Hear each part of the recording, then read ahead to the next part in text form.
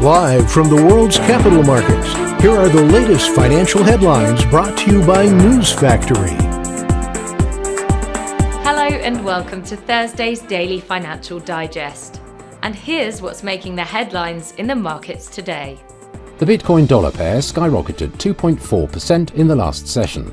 The Williams indicator indicates an overbought market. The euro dollar pair traded sideways in the last session. The stochastic RSI's negative signal is in line with the overall technical analysis. The pound-dollar price remained largely unchanged in the last session. The stochastic indicator is giving a positive signal. The last session saw the Aussie gain 0.9% against the dollar. The stochastic indicator is giving a positive signal. And now let's hear what our chief analyst picked up for us today.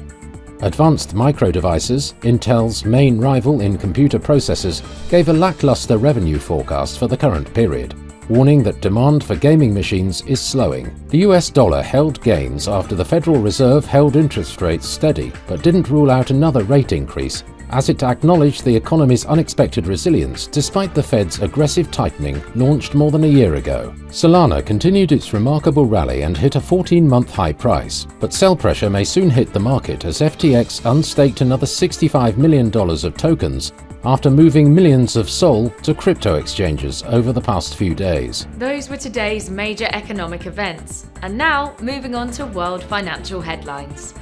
Japan's 10Y bond auction will be released at 03:35 GMT. The US unit labour costs at 12:30 GMT.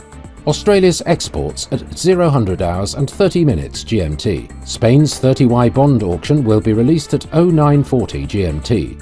Australia's trade balance at 00 hours and 30 minutes GMT.